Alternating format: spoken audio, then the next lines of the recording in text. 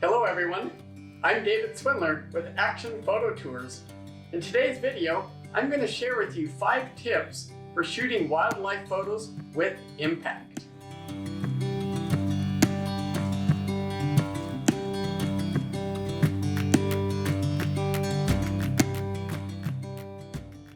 Tip number 1, don't frame your subject too tightly.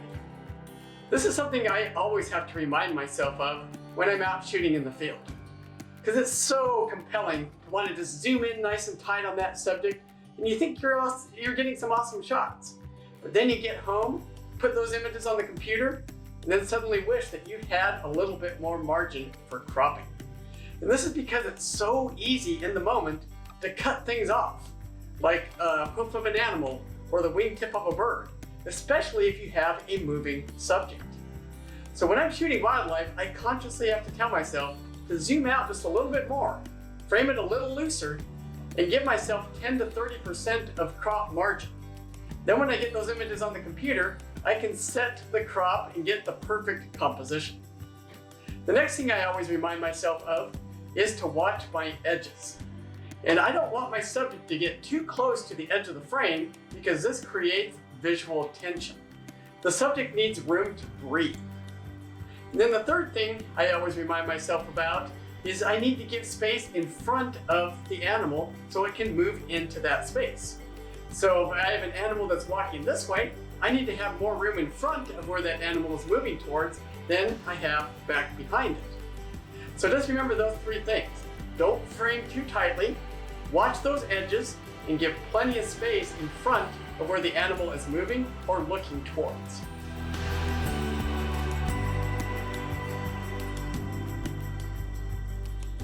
Tip number 2, consider the landscape and the background. When I shoot wildlife, I really enjoy shooting with more of a landscape context. This is because I feel that showing wildlife in relation to the landscape in which it lives tells a better story. But in order to do this successfully, you have to look for what I call collisions. Collisions can happen for any number of reasons. It can be a horizon line cutting the subject's head in half, or it could be a shoreline cutting through the midpoint of the subject's body, or it could be a tree growing out of the head or a stick poking out somewhere.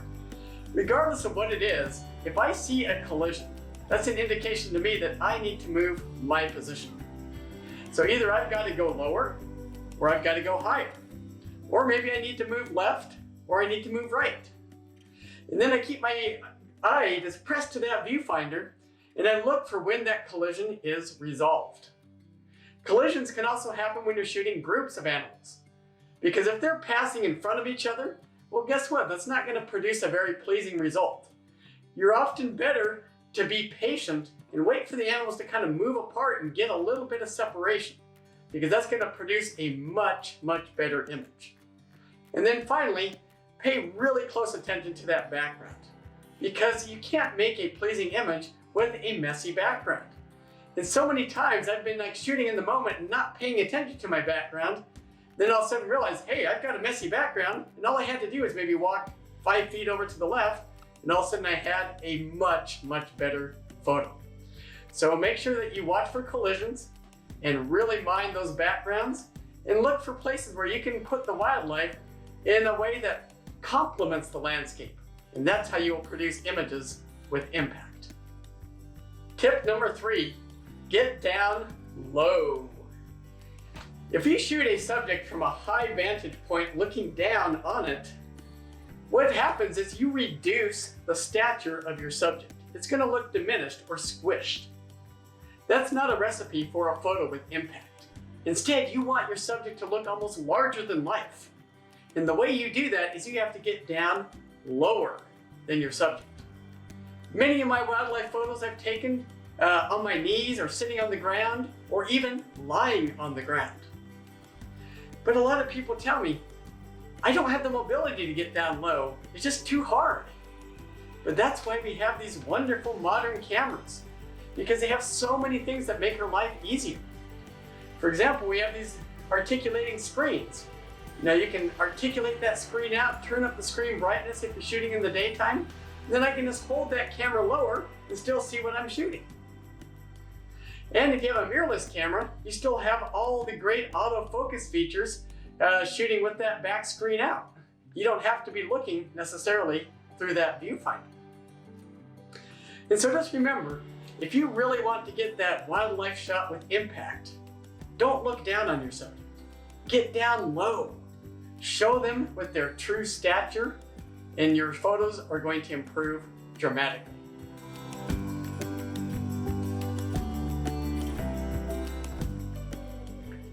Tip number 4, learn about your subject and observe its natural behavior.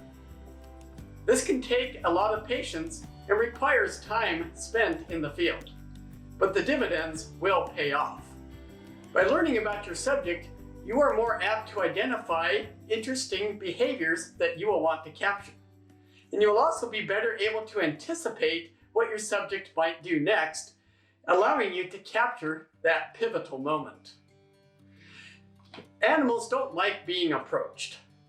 And if you approach them, they will often modify their natural behavior because they're worried about you. Instead, you're far better off if you park within a safe distance from your subject and allow them to resume their natural behavior. And then over time, they will grow more and more comfortable with you being in their presence, allowing you better photo opportunities. So again, take the time to really learn about your subject and observe their natural behavior. Tip number 5, nail the technicals. No photo can have true impact if there are technical flaws. And technical flaws can occur for a number of reasons. It could be out of focus. Maybe the shutter speed wasn't quite right. Maybe there isn't sufficient depth of field, so on and so forth. One of the best things you can do to help make the technical side of shooting become second nature is to practice with your camera, especially before an important shoot. You could even just go out to a parking lot somewhere and shoot birds that are flying around just to get used to kind of tracking subjects again, keeping the autofocus centered, and learning how shutter speed and aperture and ISO all interact. And so if I'm shooting a moving subject, I want to make sure that my shutter speed is going to be fast enough to capture that movement. For really fast moving subjects like birds in flight, I'm going to have to be north of 1/2000th of a second. For slower moving subjects, if I'm between 1/1000th of a second to 1/2000th of a second, that's usually sufficient. For slower subjects, I could probably even go down to like 1/500th of a second. But I don't want to use too fast of a shutter speed for what I'm shooting, because that causes the ISO to also be boosted unnecessarily. The next thing I have to pay attention to is my depth of field. Do I want a shallow depth of field with a completely blurred out background? Or do I want a larger depth of field to kind of show the animal in context of the landscape? Well, if I really want that shallow depth of field, then yeah, I'm going to use that wide open aperture. And I'm going to be super careful about critical focus right on the eyes of my subject. But if I'm more concerned about seeing a deeper depth of field, or if I'm shooting a group of animals where I need that deeper depth of field, then I'm going to be shooting anywhere from like f7.1, maybe even up to f16, just to make sure that I can get a sharp enough image deeper into the background. And then when I'm shooting wildlife, I like to use auto ISO. Auto ISO can be a godsend, because it will dynamically adjust your ISO up or down as that light changes, and you don't have to keep thinking about it. And so that way I can be out there concentrating on my composition, making sure that I've got no collisions and everything going on, making sure I've got enough space and context around my subject. And then the ISO will change as I shoot to ensure I always get the shutter speed and aperture that I have set. And because of that, I like to shoot my wildlife in manual mode. That way I have full control over my shutter speed and my aperture, and then I can control the brightness of my exposure with my exposure compensation dial. So that is the beauty of auto ISO. Use it and you will love it. And then finally, get used to how your autofocus system works. Make sure you know how to change your autofocus zones.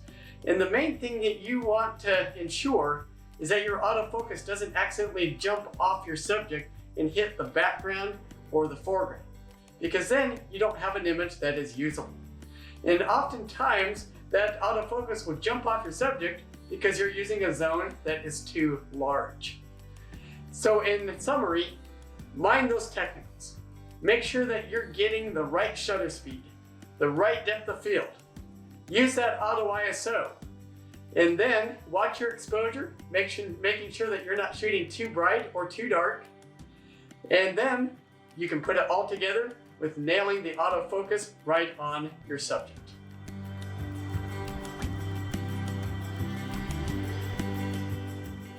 I hope you found these tips to be valuable in learning how to shoot wildlife photos with more impact. My name is David Swindler, and I'm with Action Photo Tours. And at Action Photo Tours, we enjoy instructing photographers on a variety of topics, from landscape shooting to wildlife shooting to night photography. And we offer workshops in the desert Southwest, the Pacific Northwest, and beyond the borders. I invite you to join me on social media, on Facebook and Instagram at Action Photo Tours. I'm also going to be speaking next March 3rd through 5th at the Outsiders Photography Conference in beautiful Kanab, Utah. I invite you to get your ticket now and save $100 on that ticket price with my special discount code Swindler100. You can find the tickets at outsidersphoto.com, and B&H Photo will also be there as one of the sponsors. Anyhow, thank you so much for listening in, and I will see you in the wild.